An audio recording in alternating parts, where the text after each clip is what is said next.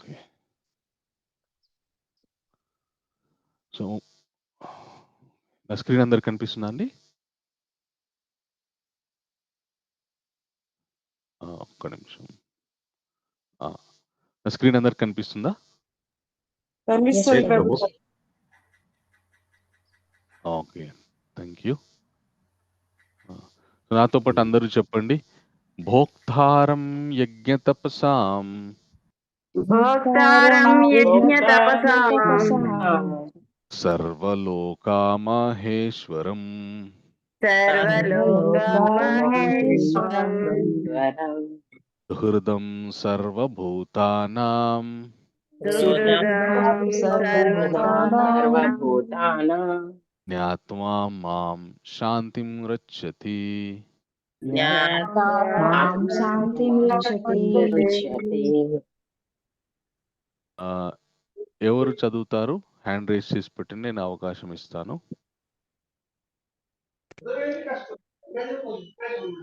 Okay, మొట్టమొదట Pavani Mataji hand race చేసి పెట్టారు. పావని మాతాజీ అండ్ కోటా ఉషా మాతాజీ, వీరికి మనం అవకాశం ఇద్దాం. ఓకే,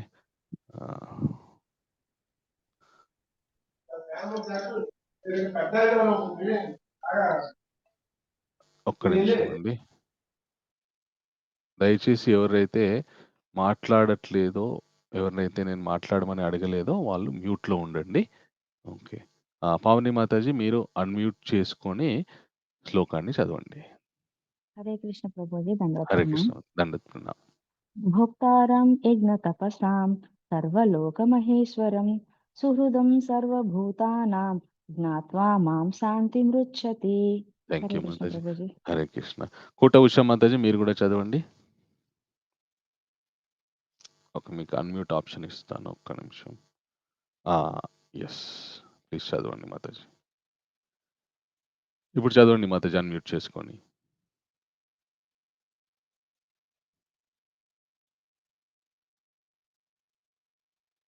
హరే కృష్ణ. కోట ఉషా మాతాజీ.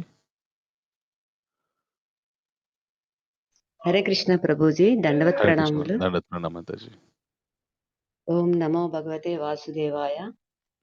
భోక్తారం యజ్ఞ తపసాం సర్వలోక మహేశ్వరం సుహృదం సర్వ భూతానాం భూతానాం జ్ఞాత్వా జ్ఞాత్వా మాం శాంతిం రుచ్యతి.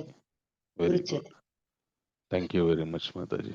ఓకే, సో థ్యాంక్ యూ భగవంతుడు ప్రభు. ఇక్కడ, వెరీ గుడ్, భగవంతుడు ఇక్కడ అర్జునుడికి చాలా గొప్ప సందేశాన్ని ఇస్తున్నారనమాట. ఇది మనం జీవితంలో మన మన సమస్త జీవితం కూడా ఈ విషయం గురించే మనం మన యొక్క ప్రయత్నాలన్నీ ఉంటాయన్నమాట. సో భగవంతుడు ఇక్కడ ఏం చెప్తున్నాడంటే, నాయనా అర్జున,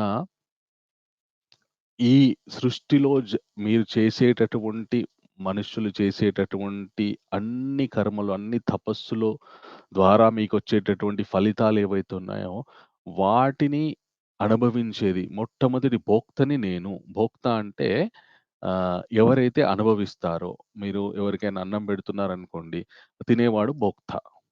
ఎవరైతే స్వీకరిస్తున్నారో వాడు భోక్త.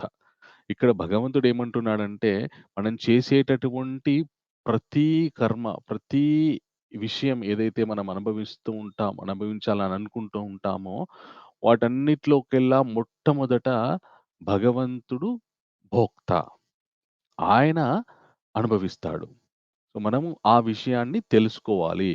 మొట్టమొదటి భోక్తని ఈ సృష్టిలో నేను. సమస్త ఐశ్వర్యాలు, సమస్తాన్ని గూడా అనుభవించేది నేను అని చెప్పి భగవంతుడు అర్జునుడికి చెప్తున్నాడు. అయితే అదేంటండి, భగవంతుడి గురించేనా మనమంతా గూడా చెయ్యాల్సింది? మనమేం అనుభవించకూడదా? మరి మనకి ఇంత కష్టపడి చెమటోర్చి మనం ఇన్ని కష్టాలు పడి ఇంత సంపాదిస్తున్నాము. మరి ఇన్ని చేస్తున్నాము మన బుద్ధిని ఉపయోగించి. మనకేం లేదా? నేనేం అనుభవించకూడదా? అంటే దాన్ని మనము, ఈ విషయాన్ని మనం కొద్దిగా లోతైనటువంటి జ్ఞానం ద్వారా అర్థం చేసుకోవడానికి ప్రయత్నం చేయాలి. ఎలాగో మనము పరిశీలన చేద్దాం. మనకి ఈ 5దో అధ్యాయం కంటే ముందు ఉన్నటువంటి 4 అధ్యాయాల్లో భగవంతుడు అర్జునుడికి ఏ విధంగా ప్రతిస్పందించారు, అలాగే ఏ విధమైనటువంటి వారిద్దరి మధ్యలో ఏమేం జరిగింది, ఏ విధమైనటువంటి సంభాషణ జరిగిందో మనము మొట్టమొదటి అధ్యాయం నుండి పరిశీలన చేద్దాం. ప్రథమోధ్యాయంలో అర్జునుడు అంటాడు కృష్ణుని "సేనయోరుభయోర్मध्ये రథం స్థాపయామ్యచ్యుత యావాదేతాని రిక్షేహాం యోద్ధు కామాన్ అవస్థితం కైర్మయా సహ యోద్ధవ్యం అస్మిన్ రణసముదాయమే" అని చెప్పి అర్జునుడు అంటాడనమాట. ఏమంటాడంటే, "కృష్ణ నా రథాన్ని తీసుకెళ్ళి ఇరు సేనల మధ్యలో మీరు పెట్టండి. నేను ఎవరెవరైతే నాతో యుద్ధం జేయడానికి వచ్చారో వాళ్ళని ఒకసారి నేను చూడాలనుకుంటున్నాను." అంటే ఒక భక్తుడికి భగవంతుడు రథసారథి అయి, ఆ భక్తుడు చెప్పినటువంటి విషయాన్ని ఆయన ఒక సేవకుడికి మనం ఏ విధంగా అయితే ఇది చెయ్యి అని ఇన్‌స్ట్రక్షన్ జేస్తామో, ఆ విధంగా అర్జునుడు చెప్తే కృష్ణుడు తీసుకెళ్ళి రథాన్ని ఇరు సేనల మధ్యలో నిలపడం జరిగింది. తర్వాత ద్వితీయోధ్యాయంలో భగవంతుడు ఇంకా అర్జునుడు ఆ సేనలందరిని చూసిన తర్వాత తన యొక్క దుఃఖాన్ని వెళ్ళబుచ్చుకొని చాలా బాధపడ్డ తర్వాత భగవంతుడు అర్జునుడిని ఓదారుస్తూ ఎన్నో విషయాలు చెప్తూ, "నాయనా ఇంత బాధపడాల్సిన అవసరం లేదయ్యా. నీవు నువ్వు చేయవలసినటువంటి కర్తవ్యాన్ని చెయ్యు" అని కర్తవ్యం గురించిన విశేషాలు, అలాగే ఆ కర్తవ్యం చేసేటప్పుడు మనం ఏ విధంగా ఉండాలి, ఇట్లాంటి విషయాలను చెపుతూ మొదలుపెడుతూ భగవంతుడు నువ్వెన్ని ప్రయత్నాలు చేసినా గూడా నాయనా అర్జున కొన్ని కొన్ని సార్లు ఏం జరుగుతుందంటే, ఇంద్రియాణి ప్రమాథీని హరంతి ప్రసభం మనః తాని సర్వాణి సంయమ్య యుక్త ఆసీత మత్పరః అని భగవంతుడు చెప్తాడనమాట. రెండో అధ్యాయంలో 60వ శ్లోకంలో. ఈ శ్లోకం అర్థం ఎవరికైనా తెలుసా? తెలిసిన వాళ్ళు హ్యాండ్ రైజ్ చేయండి. ఓకే. భువనేశ్వరి మాతాజీ మీకు ఇప్పుడు చెప్పిన శ్లోకం అర్థం తెలుసా?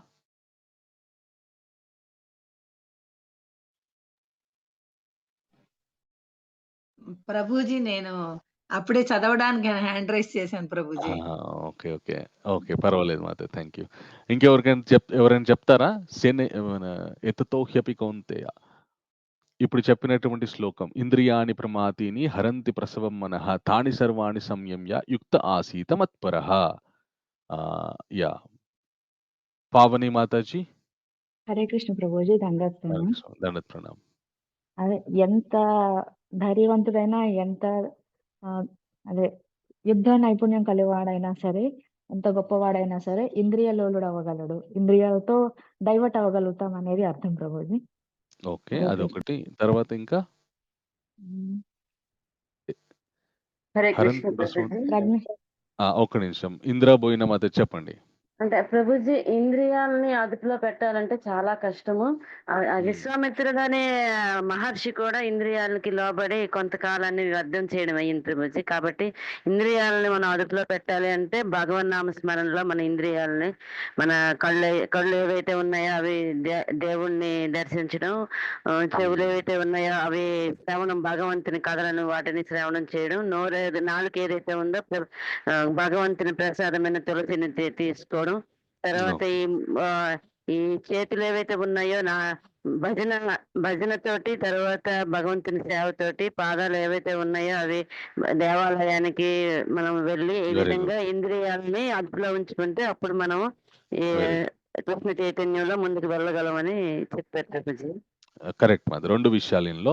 యతతో హ్యపి కౌంతేయ ఇంద్రియాణి ప్రమాథీని హరంతి ప్రసవం మనః అంటే ఇంద్రియాలు ఎంత గొప్పవాడైనా గూడా వాడి యొక్క బుద్ధిని ఇంద్రియాలు అపహరించేస్తాయని చెప్పి ఒక విషయం చెప్పారు భగవంతుడు. తర్వాత ఇంకో విషయం తాని సర్వాణి సంయమ్య యుక్త ఆసీత మత్పర వశే హ్యేసేంద్రియాణి తస్య ప్రజ్ఞా ప్రతిష్ఠిత. ఎవరైతే తమ యొక్క ఇంద్రియాల్ని అదుపులో పెట్టుకొని నా మీద వారి యొక్క బుద్ధిని నిలిపి ఉంటారో వారు గొప్ప జ్ఞానవంతుడు అని చెప్పి భగవంతుడు 2 విషయాల్ని మనకి రెండో అధ్యాయంలో 59, 60 శ్లోకాల్లో చెప్పారనమాట.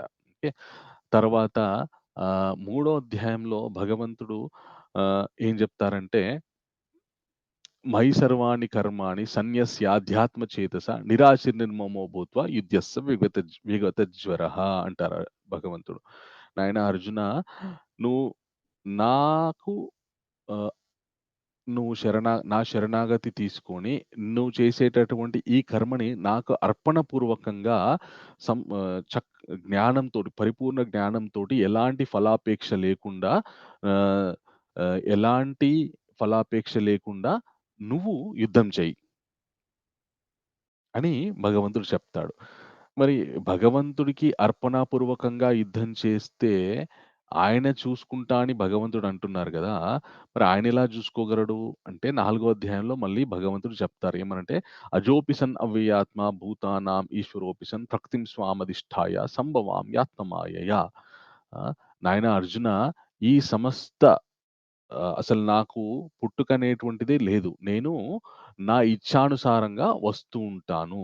నేను ఎవరిని అంటే నేను ఈశ్వరుని. అజోపి సన్ అవ్యయాత్మ భూతానాం ఈశ్వరోపి సన్ ప్రకృతిం స్వామధిష్ఠాయ. ఈ సమస్త భూతజాలానికి నేను ఈశ్వరుని, నేను ప్రభువుని, నేను యజమానిని. ఆ! అలాగే ఈ ప్రకృతి కూడా నా ఆధీనంలోనే ఉంటుంది. నేను నా ఇచ్ఛానుసారంగా వస్తూ ఉంటాను అని భగవంతుడు చెప్పి తర్వాత 5 అధ్యాయంలో 15 శ్లోకంలో స్వామి ఏమంటారంటే, "నాదత్తే కస్యచిత్ పాపం న చైవ సుకృతం విభు అజ్ఞానేవావృతం జ్ఞానం తేన ముహ్యంతి జంతవ." ఈ శ్లోకం గురించిన అర్థం ఎవరెవరికి తెలుసో హ్యాండ్ రైజ్ చేయండి. 5 అధ్యాయం 15 శ్లోకం. "నాదత్తే కస్యచిత్ పాపం న చైవ సుకృతం విభు అజ్ఞానేవావృతం జ్ఞానం తేన ముహ్యంతి జంతవ." ఎవరు చెప్తారు? హ్మ్. గిరిజా గిరిజా మాతాజీ చెప్తారా మీరు?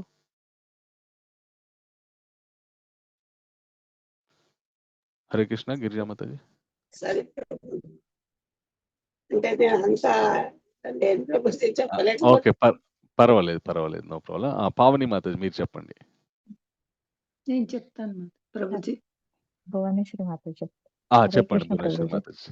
ఓకే. భగవంతుడు ఎవరి పాపాన్ని గాని, పుణ్యాన్ని గాని తీసుకోడు. హ్మ్. దే దేహదారులైన తన నిజమైన జ్ఞానాన్ని కప్పివేసి అజ్ఞాన కారణంగా మోహితులవుతాడు ప్రభుజీ. ఓకే. సో, భగవంతుడు ఏమంటున్నాడు? నేను ఎవరి పాపపుణ్యాలని పట్టించుకోను. వాళ్ళ జ్ఞానాజ్ఞానాల ద్వారా వాళ్ళు కర్మలు చేస్తూ ఉంటారు. దానికి నేను ఫలితాన్ని ఇస్తూ ఉంటానని చెప్పి భగవంతుడు అంటున్నాడు. ఇక్కడ మనం ఈ 5 అధ్యాయాల్లో భగవంతుడు ఏ విధంగా అర్జునుడితోటి సంభాషణ కొనసాగించారో, ఆ సంభాషణని మనం ఇప్పుడు ఈరోజు చర్చించుకుంటున్నటువంటి శ్లోకానికి ఎలాగా వర్తిస్తుందో ఇప్పుడు మనం చూద్దాం. భగవంతుడు ఏమన్నారా 29వ శ్లోకంలో భోక్తారం యగతప్సాం సర్వలోకా మాహేశ్వరం సుహృదం మాం సర్వభూతానాం జ్ఞాత్వా మాం శాంతిమృచ్చతి. సమస్తాన్ని అనుభవించేది నేనే అని ఎవరైతే గుర్తిస్తారో ఆ!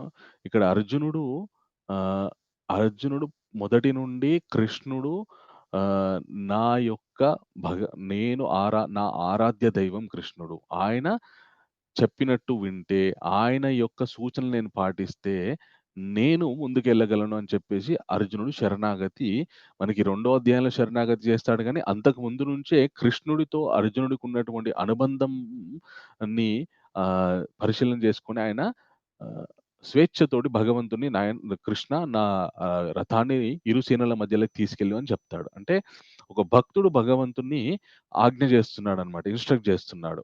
ఎలాగ చేయగలిగాడు ఒక భక్తుడు భగవంతుడిని ఇన్‌స్ట్రక్ట్? ఎప్పుడైతే భగవంతుని నమ్మినప్పుడు, ఈయన నా దైవము, ఈయన నా యజమాని అని నమ్మినప్పుడు ఆ భగవంతుడు మనకు ఆ స్వేచ్ఛ ఇచ్చారు. అర్జునుడికి ఆ స్వేచ్ఛ ఇచ్చారు. "నువ్వు ఏం చేయాలనుకుంటున్నావో నాకు చెప్పు.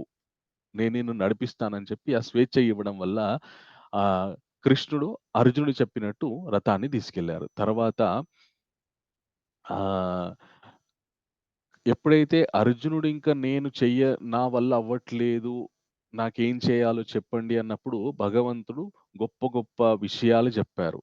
నీ కర్తవ్యం చెయ్యి, అసలు నువ్వు ఎవరు, మనమెవరు ఈ విషయాలు చెప్పారు. చెప్పి నువ్వు ఇంత చేసినా గూడా కొన్ని కొన్ని సార్లు నీ ఇంద్రియాలు నీ వశంలో లేకపోతే నువ్వు చేయలేవు. కాబట్టి నీ ఇంద్రియాలని నాకు నా వశంలో నా సేవలో వినియోగించు.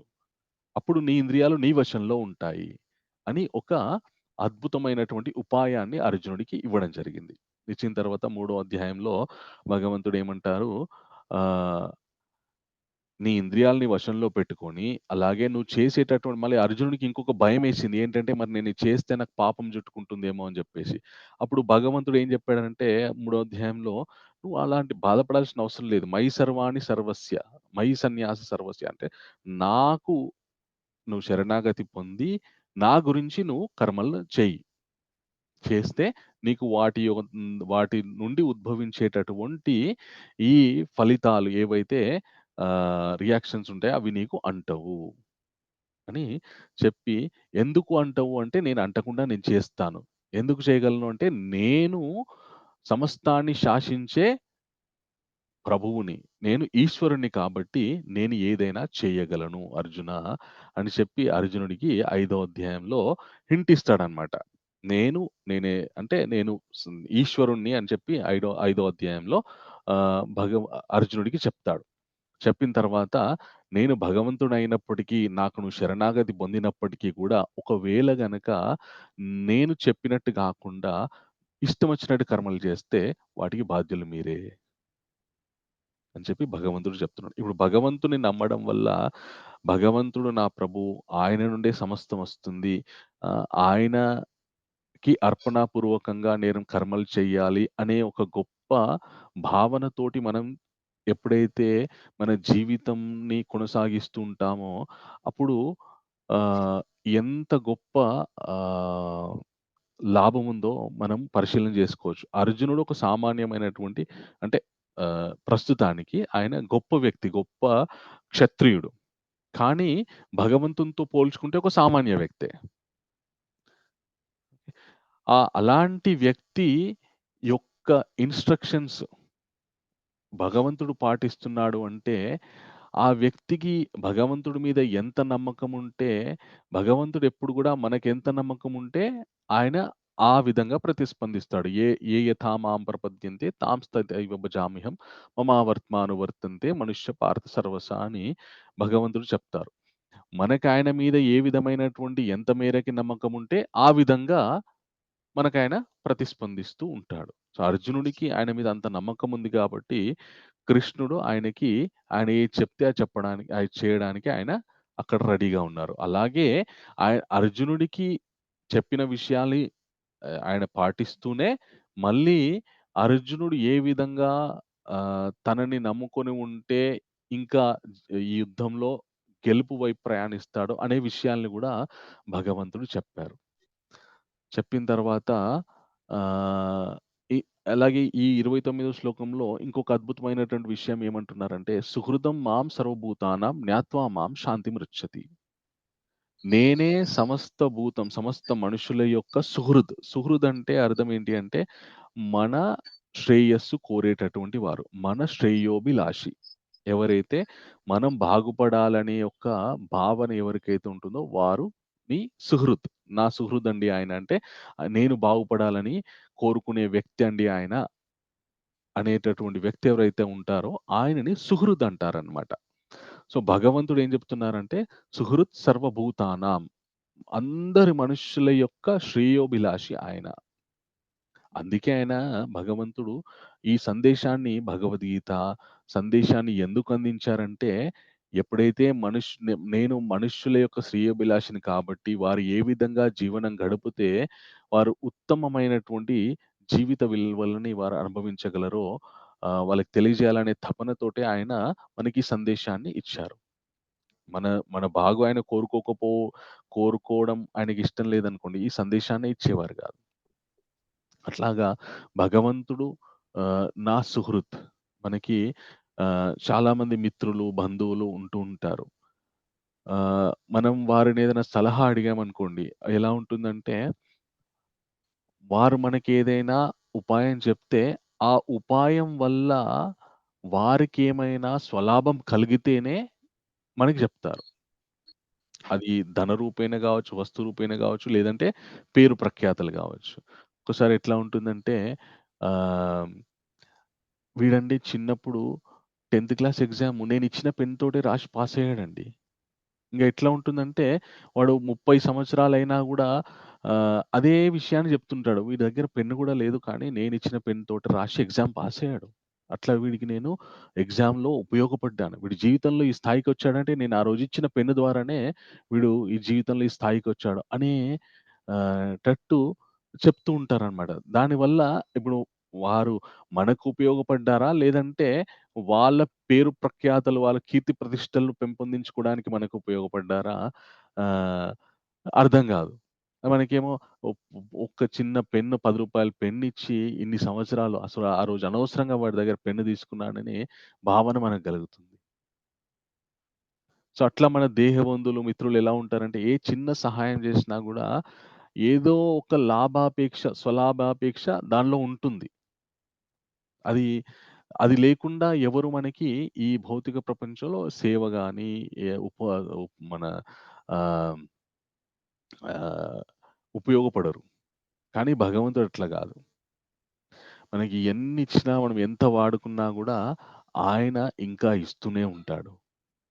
ఎందుకంటే ఆయన మన శ్రేయోభిలాషి కాబట్టి. ఎప్పుడైతే మనకు ఆ నమ్మకం కుదురుతుందో అప్పుడు మనము జీవితంలో శాంతిగా ఉంటామనమాట. మనం ఎంత కష్టపడ్డా, ఎంత ఉద్యోగం చేసినా, ఎంత సంపాదించినా, ఆహ్, ఆహ్, ఎన్ని బంధుత్వాలు పెంచుకున్నా గూడా మనశ్శాంతి గురించే. మనశ్శాంతి గాకుండా మన మనస్సు, నా జీవితం అశాంతిగా ఉండాలని ఎవరైనా కోరుకుంటారా? ఎవరైనా ఉన్నారా అట్లాగా? ఎంతమంది నా జీవితంలో ప్రశాంతత ఉండాలి, నేను చక్కగా ప్రశాంతంగా బ్రతకాలని ఎంతమంది కోరుకుంటున్నారు? హ్యాండ్ రైజ్ చేయండి. అందరం కోరుకుంటాం ప్రభుజీ.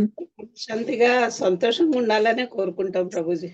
సో, ఎవరైనా గూడా మనం ఏ ఆధ్యాత్మిక ప్రవచనాలు విన్నా, లేదంటే భౌతికమైనటువంటి ప్రయత్నాలు జేసినా గూడా సంతోషంగా, ప్రశాంతంగా ఉండాలి నా జీవితము అనే ఉద్దేశ్యంతోటే మనము మన జీవితాన్ని కొనసాగిస్తూ ఉంటాం. అయితే కానీ ఆ ప్రశాంతంగా ఉండడానికి మనం చేసే ప్రయాసలో అతి ముఖ్యమైనటువంటి విషయం మనం ఏం మర్చిపోతామంటే భగవంతుడు సమస్తాన్ని అనుభవించే భోక్త. ఆయనని తృప్తిపరచడానికి నా జీవితాన్ని గడపాలి. అలా గడిపితే నేను ప్రశాంతంగా ఉంటాను. నా శ్రేయోభిలాషి ఆయన. ఆయనని తృప్తిపరచడానికి, ఆయనని సంతోషపెట్టడానికి నేను నా కర్మలు చేయాలి అనేటటువంటి విషయాన్ని దాంట్లోనే నా ప్రశాంతత ఉంది అనేటటువంటి విషయాన్ని మర్చిపోతాం. ఎలా ఉంటుందంటే ఉదాహరణకి ఇప్పుడు మీకు ఆహ్, ఆహ్, చాలా డబ్బు అవసరం ఉందనుకోండి. సో, మొట్టమొదట మనం ఏం జేస్తాం? సడెన్‌గా ఒక రూ. 1,00,000 అవసరం వచ్చిందనుకోండి. అప్పుడు ఏం జేస్తాం మనం? హరే కృష్ణ. సంతోషపడతాం ప్రభు. ఎవరికో మిత్రులకి అడుగుతాం ప్రభుజీ. అంతే. థాంక్ యూ జానకి రామయ్య ప్రభు. సడెన్‌గా రూ. 1,00,000 అవసరం పడితే ఎవరో మిత్రుడిని అంటే ఎవరి దగ్గరైతే డబ్బుందో వాళ్ళని అడుగుతాం మనం మొట్టమొదట. డబ్బు లేని వాళ్ళ దగ్గరికెళ్ళి రూ. 1,00,000 నాకివ్వు ఇవ్వు అంటే వాళ్ళ దగ్గర డబ్బు లేదు కాబట్టి అడిగి వేస్ట్ అని చెప్పి డబ్బున్న వ్యక్తి దగ్గరికెళ్ళి మనము ఖచ్చితంగా "అరే! నాకు ఈ రూ. 1,00,000 అవసరం ఉంది. దయచేసి ఇవ్వు. నీ దగ్గర చాలా డబ్బులున్నాయి గదా!" అని అంటామనమాట. ఎందుకెళ్ళాం వాడి దగ్గర డబ్బులున్నాయని చెప్పి అని మనకు తెలుసు గాబట్టి, ఆ డబ్బున్న వ్యక్తి దగ్గరికి వెళ్లి మనం అడగడం జరిగింది. అలాగే మనకెప్పుడైతే సంతోషం కావాలి, నా జీవితంలో సంతోషం ఉండాలి, ప్రశాంతత ఉండాలి అని మనం ఎప్పుడైతే కోరుకుంటామో, నిత్యం సంతోషంగా ఉండే వ్యక్తులు, నిత్యం ప్రశాంతంగా ఉండే వ్యక్తుల యొక్క సాంగత్యంలో ఉంటే మనం గూడా సంతోషంగా ఉంటాం. అంతేనా? కాదా? అవును యెస్ ప్రభుజీ. ప్రభుజీ. ప్రభుజీ. అవును ప్రభుజీ. ఎప్పుడు ఏడ్చే వాళ్ళతోటి ఉన్నామనుకోండి, మన జీవితం గూడా దుఃఖమయం అయిపోతుంది. అలా గాకుండా ఏ కష్టమొచ్చినా, ఎలాంటి బాధొచ్చినా గూడా ధైర్యంగా ముందుకెళ్ళిపోవాలి. ధైర్యంగా చాలా చాలా కాన్ఫిడెన్స్‌తో ఉండే వ్యక్తులెవరైతే ఉంటారో వాళ్ళతోనుంటే మనకు గూడా కాన్ఫిడెన్స్ పెరుగుతుంది. అతనితో ఉంటే చాలా హ్యాపీగా ఉంటుంది. సమయమే తెలియదు గడిచిపోతుంది అట్లాగా అని చెప్పేసి మనం అనుకుంటూ ఉంటాం. అలాగా వెతుక్కుంటూ ఉంటాం. ఎవరు సంతోషంగా ఉన్నారో వాళ్ళతోటి నేనుంటే నేను గూడా సంతోషంగా ఉంటామని చెప్పేసి. కానీ మనకి అత్యంత రహస్యమైన మన భౌతిక జీవితంలో ఒక వ్యక్తి ఎంత సంతోషంగా ఉన్నా గూడా ఏదో ఒక క్షణంలో వాళ్ళు గూడా దుఃఖానికి లోనవుతూ ఉంటారు. కానీ భగవంతుడు మాత్రం నిత్య సంతృప్తి, ఈ నిత్యం సంతృప్తిగా ఉండేటటువంటి ఈశ్వరుడాయన. ఆయన సచ్చిదానంద స్వరూపుడు.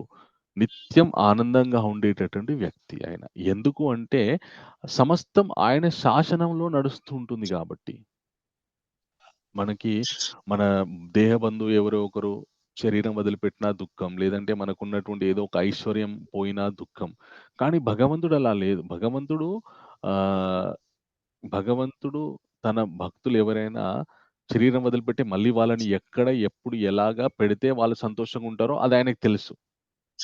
అలాగే మనం ఏదైనా మన భౌతిక జీవితంలో ఏదైనా ఐశ్వర్యాన్ని కోల్పోయినా గూడా మళ్ళీ ఎప్పుడు ఎలా ఇవ్వాలో ఆయనకు తెలుసు.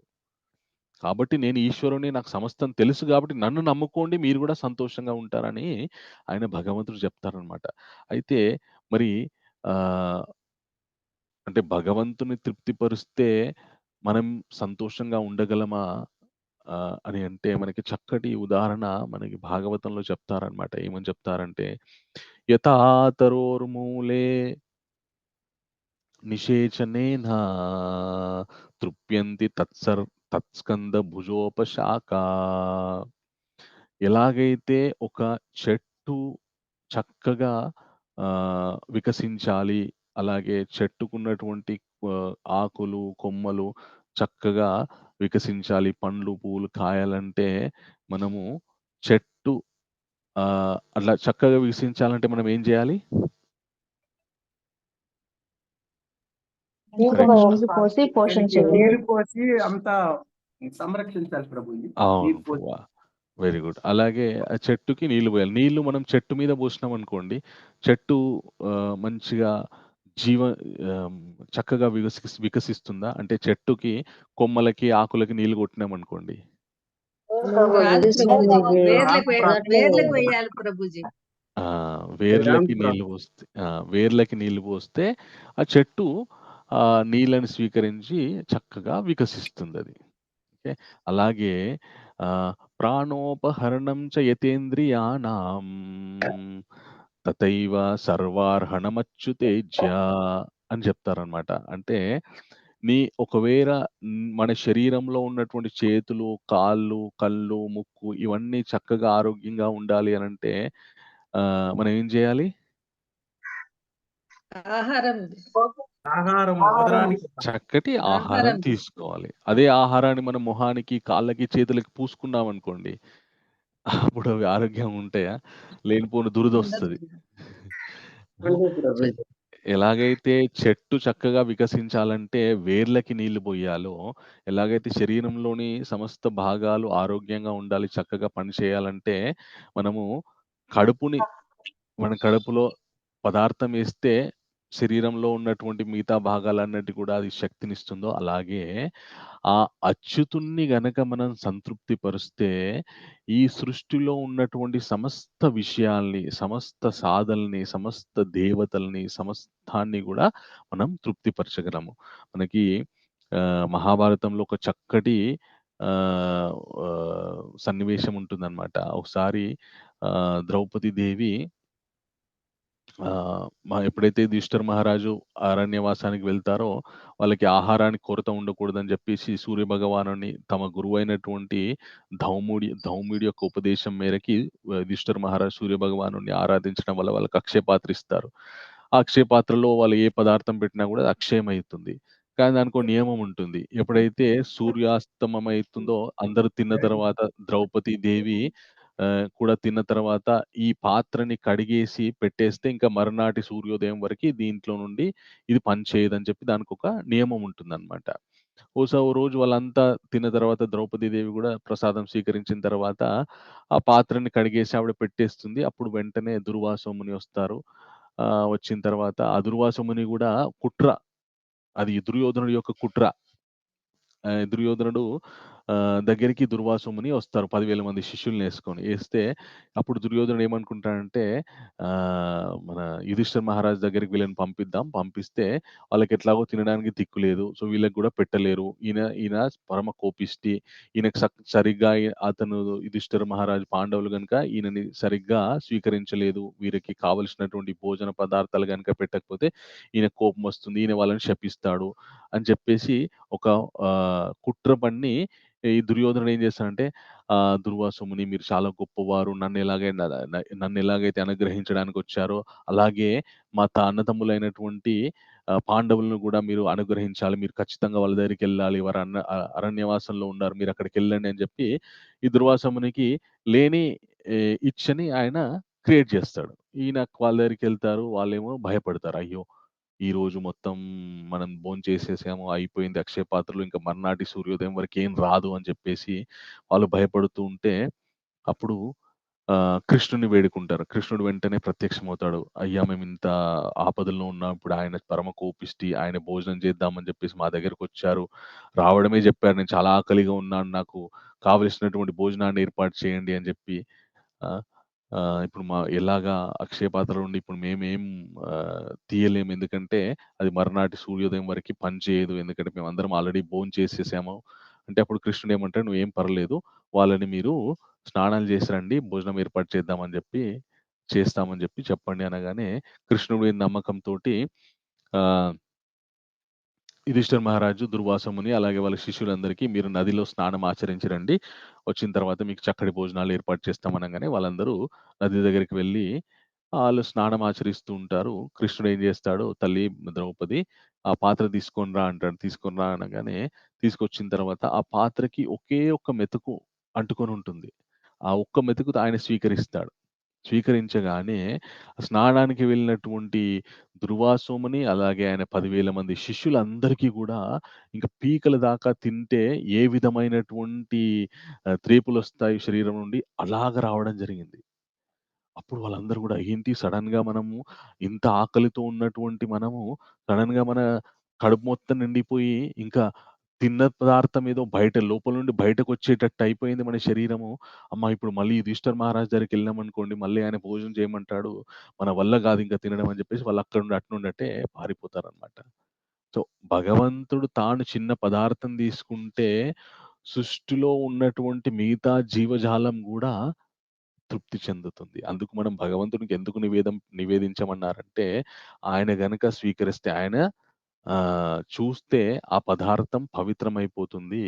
సమస్త జీవజాలం అంటే మనం ఆ పదార్థం జేయడానికి ఏ విధమైనటువంటి హింస చేశామో అదంతా గూడా మాయమైపోతుందని చెప్పి మనం భగవంతుడికి నివేదిస్తుంటాం. ఇలాగా భగవంతుడు ఏ విధంగానైతే చెప్పారో అంటే మనకి ఈ శ్లోకం వింటే మనకి అదేంటండి భగవంతుడిని నేను తృప్తిపరచాలా? నన్ను నేను తృప్తిపరచుకోకూడదా? నన్ను నేను సుఖపెట్టుకోకూడదా? అంటే ఆయన సుఖంలో మన సుఖముంది. ఆయనని మనము తృప్తిపరచడానికి ప్రయత్నిస్తే మనం తృప్తి పడతాం. ఎందుకు అంటే ఆయన సమస్త జీవజాలానికి ఈశ్వరుడు. ఎలాగైతే మనము కంపెనీలో జాబ్ జేస్తున్నామనుకోండి, ఆహ్, ఆ యజమాని బాస్‌ని మనం తృప్తిపరిచినామనుకోండి, మనకు చక్కటి సాలరీ ఒస్తుంది, ప్రమోషన్‌లొస్తాయి. అలాగే ఎప్పుడడిగితే అప్పుడు లీవ్‌లొస్తాయి. అట్లా గాకుండా బాస్‌కి వ్యతిరేకంగా ప్రవర్తించినామనుకోండి, మన జాబ్ పోతుంది. అలాగే ఈ సృష్టికి ఈశ్వరుడైనటువంటి భగవంతుడు ఆహ్, ని తృప్తిపరిస్తేనే యజమాని. ఆయన మన యజమాని. ఆయనను తృప్తిపరచడానికి మన జీవనం కొనసాగించాలి. ఆయన సంతోషంలో మన సంతోషం వెతుక్కోవడంలో మనకి ప్రశాంతత ఉంది. అయితే బ ఇంకా చాలా చాలా తొందరగా మనం కనెక్ట్ అయ్యే ఉదాహరణ మనకి భగవంతుడు ఏం చెప్తారంటే, "అహం వైశ్వానరో భూత్వా ప్రాణినాం దేహమాశ్రిత ప్రాణపాన సమాయుక్తం పచామ్యమన్నం చతుర్విధం" అని చెప్తారు భగవంతుడు. అర్జునుడికి కృష్ణుడు 15వ అధ్యాయంలో ఏం చెప్తారంటే, "నాయనా అర్జున, ఈ సమస్త భూతములలో, మనుష్యులలో, జంతువుల్లో సమస్త ఇంకే ప్రాణైతే ఉందో సమస్త ప్రాణుల జఠరంలో నేను జఠరాగ్నిలాగా ఉన్నాను. మీరు తినే పదార్థాలను నేను పచనం చేస్తున్నాను. 4 విధాలైనటువంటి అన్న పదార్థాలని నేను పచనం చేస్తున్నాను, అరిగిస్తున్నాను" అని చెప్పి భగవంతుడు చెప్తాడనమాట. అయితే ఇప్పుడు మనము నాకు ఇష్టమైన పదార్థం అని చెప్పి మనం ఒక పదార్థం తీసుకున్నామనుకోండి, అది పొరపాటున అరగలేదనుకోండి, అప్పుడు బాధపడేదెవరు? మనమే ప్రభుజీ. మనమే మనమే ప్రభుజీ. బాధపడాలి. మనమే. సో, మనం కడుపుకి ఏదైతే ఆహ్, కడుపులో ఏ పదార్థం పడేస్తే తొందరగా పచనమవుతుందో, చక్కగా అరిగిపోతుందో, అదే మనము స్వీకరిస్తాం. ఓకే. సో, శరీరానికి మొత్తానికి శక్తినిస్తుంది. ఓకే. సో, అట్లా గాకుండా ఆహ్, ఎంతంటే అంత తినేసి ఆ! అంటే కడుపు చాలా ఆయిల్‌తో, నూనెతో కూడుకున్నటువంటి పదార్థాలు తిన్నామనుకోండి, అది సరిగ్గా అరగలేదనుకోండి, మళ్ళీ ఇబ్బంది పడేది మనమే. ఇప్పుడు ఆహ్, మనని మనం సంతోషపెట్టుకోవాలంటే గూడా ఏదైతే మనం ఆహారం తీసుకుంటామో ఇ మితంగా హితమైనటువంటి, హితమైనటువంటి ఆహారం తీసుకుంటేనే మనము చాలా ఉత్సాహంగా, ఉల్లాసంగా ఉంటాం. ఇష్టమొచ్చినట్టు తీసుకుంటే ఉండలేము. మనకు ఆయుర్వేదంలో ఏం జెప్తారంటే, మనుష్యుడు రోగాల బారిన పడకుండా ఉండాలంటే ఏం జేయాలి అని ఒకసారి ఒక మహర్షి తపస్సు జేశాడంట. చేస్తే అశ్విని కుమారులు ప్రత్యక్షమయ్యారు. వాళ్ళు ఏ విధంగా అంటే పక్షుల రూపంలో ప్రత్యక్షమయ్యారు.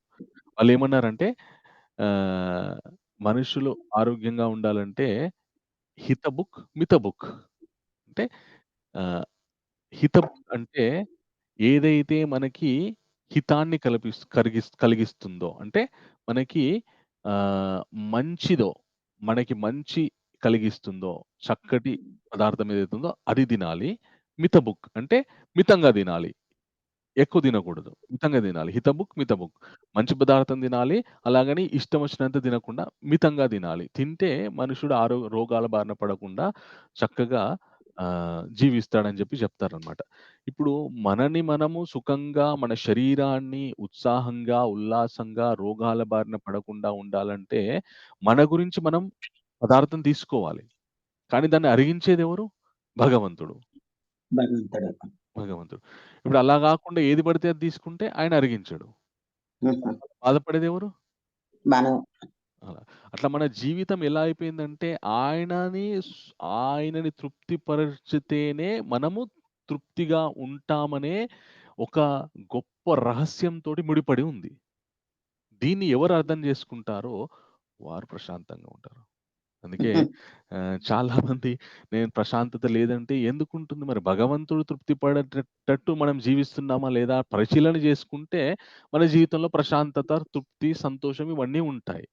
అలా గాకుండా అంతే. నా ఇష్టం వచ్చినట్టు నేను జీవిస్తే, నా ఇష్టం వచ్చినట్టు నేను తింటాను, నా ఇష్టం వచ్చినట్టు నేను తిరుగుతాను, నా ఇష్టం వచ్చినట్టు నేను కర్మలు చేస్తూ ఉంటాను. అయినా నేను తృప్తిగా, సంతోషంగా ఉంటాను. అలా అవ్వదు. అందుకే ఆయన ఎలా బ్రతకాలి? ఎలా జీవించాలి? ఎలా పనులు జేయాలి? ఏం తినాలి? ఎప్పుడు తినాలి? ఎంత తినాలి? ఎవరితో ఉండాలి? ఏం నేర్చుకోవాలి? ఏం తెలుసుకోవాలి? ఇవన్నీ విషయాలు మనకి ఆయన అందించారు. Bun okay. సో, ఆయన మన శ్రేయస్సును కోరుకుంటున్నారు గాబట్టి, మన శ్రేయోభిలాషి అయి, సుహృద్ అయి మనకి ఈ విషయాలన్నీ చెప్పారు. వాటిని విని మనం ఆ విధంగా మనకు సాధ్యమైనంత మనం ఉండడానికి ప్రయత్నిస్తే, అప్పుడు మన జీవితంలో ప్రశాంతత అనేటువంటిది నెలకొంటుంది. ఓకే.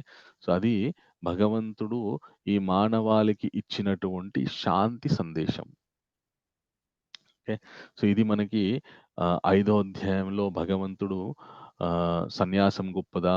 కర్మ గొప్పదా? అనేటటువంటి ముఖ్యమైనటువంటి విషయంతో మొదలుపెట్టి చివరికి మనుష్యుడు ప్రశాంతతతో ఉండాలంటే ఏ విషయం తెలుసుకుంటే మనుష్యుడు ప్రశాంతతతో ఉంటాడు అనేటటువంటి విషయాన్ని అర్జునుడికి చెప్తూ ఈ ఐదో అధ్యాయాన్ని భగవంతుడు ముగిస్తారనమాట. అయితే ఆరో అధ్యాయం చాలా చాలా గొప్ప అధ్యాయం. ధ్యాన యోగము.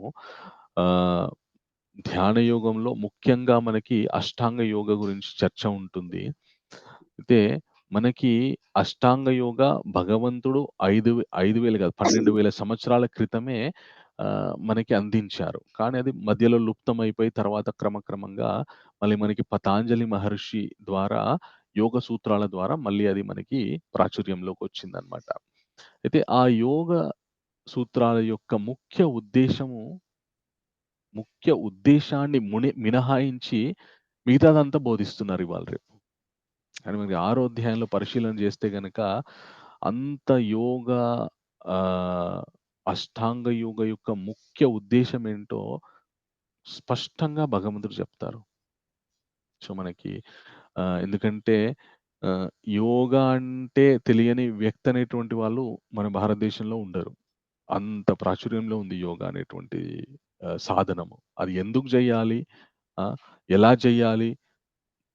ఎందు గురించి చేయాలనేటటువంటి విషయాలు తెలుసుకోకుండా కేవలం శరీరంలో మంచి శక్తి పెంపొందడానికి, శక్తి రావడానికి, కేవలం శరీరం ఆరోగ్యంగా ఉండడానికి మాత్రమే దాన్ని ఉపయోగిస్తున్నారనమాట.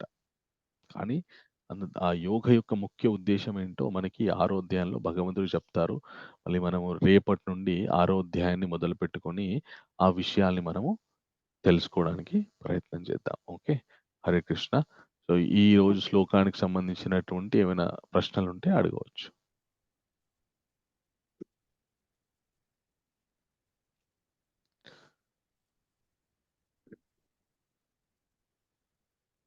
ఓకే. సో, ఇంకొక ముఖ్య గమనిక అండి. మనకి సెప్టెంబర్ సెప్టెంబర్ మాసంలో ద్వారకా యాత్ర పెట్టారు. ఓకే. సెప్టెంబర్ ఏ తారీఖు అంటే మోస్ట్‌లీ 13 తారీఖు నుండి ద్వారకా. ముందు 6 తారీఖు నుండి అనుకున్నాం గానీ, 7 రోజు చంద్రగ్రహణం ఉంది. అందు గురించి ప్రయాణంలో ఉన్నప్పుడు చంద్రగ్రహణానికి సంబంధించినటువంటి నియమాలు మనం పాటించలేం గాబట్టి, దాన్ని మళ్ళీ 13 తారీఖుకి చేంజ్ చేయడం జరిగింది.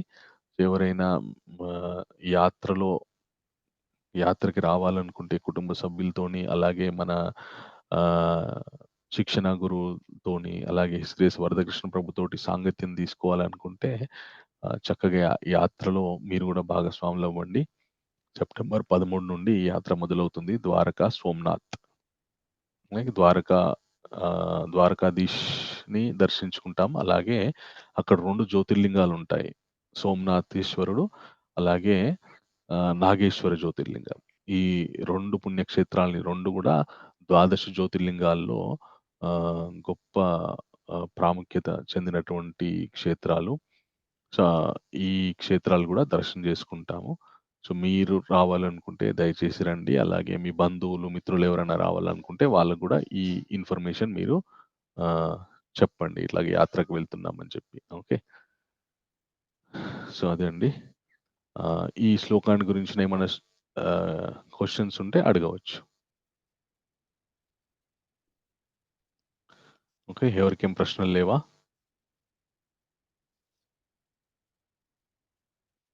హరే కృష్ణ.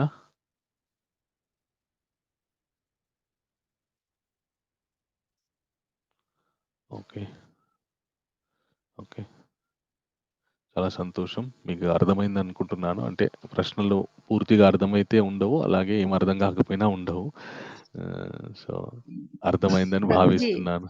ప్రభుజీ రాసుకోవడానికి ఈ శ్లోకానికి 2 వాక్యాల్లో చెప్పండి ప్రభుజీ అర్థము. ఓకే. 2 వాక్యాల్లో గుర్తుంచుకోవాలంటే ఈ ఓకే. ఈ శ్లోకాన్ని నేను సంతోషంగా ఉండాలంటే భగవంతుని సంతోషపెట్టాలి. ఓకే ప్రభుజీ. ఓకే. మనం సంతోషంగా ఉండాలంటే భగవంతుని సంతోషపెట్టాలి. అంతే. Okay. Okay okay. Prabhuji. Hare Krishna. మళ్ళీ రేపు మనం 6:15కి కలుసుకుందాం. దయచేసి 6:15కి అందరూ జాయిన్ అయ్యి ఒక మాల జపంతో ఖచ్చితంగా జపం చేయడానికి అందరూ 6:15కి జాయిన్ అవ్వండి. ఎందుకంటే జపం అనేటువంటిది మన మనస్సులో ఉన్నటువంటి మాలిన్యాలని తుడిచే గొప్ప సాధనము. ఓకే. సో, మనం జపంతో మన దినచర్యను మొదలుపెడితే మనకి రోజు చాలా అద్భుతంగా ఉంటుంది. సో, జపం చాలామంది నేను క్లాస్ స్టార్ట్ అయ్యే సమయానికే వస్తున్నారు గానీ, జపం జేయడానికి చాలామంది రావట్లేదు. దయచేసి జపం జేయడానికి ఖచ్చితంగా రండి. ఓకే. హరే కృష్ణ. సో, భగవంతుని దయ వల్ల మీరీరోజు చేసే ప్రయత్నాలన్నీ సఫలీకృతం అవ్వాలని మనస్ఫూర్తిగా కోరుకుంటూ, వంచాకల్పతరుభ్యశ్చ కృపా సింధుభ్యో పతితానాం పావనేభ్యో వైష్ణవేభ్యో నమో నమః. హరే కృష్ణ. హరే కృష్ణ ప్రభు. హరే కృష్ణ ప్రభుజీ. హరే కృష్ణ ప్రభుజీ. నమస్తే. హరే హరే కృష్ణ కృష్ణ ప్రభుజీ. ధన్యవాదాలు. హరే కృష్ణ. ధన్యవాదాలు. హరే హరే కృష్ణ కృష్ణ. ప్రభు. ధన్యవాదాలు. Hare Hare Krishna Krishna. Prabhuji, thank you for Hare a wonderful session. Dandavat pranam. Thank you mother. Hare Krishna. ధన్యవాదాలు. హరే కృష్ణ ప్రభుజీ దండ ప్రణామాలు. హరే కృష్ణ. ధన్యవాదాలు. ప్రణామ్. హరే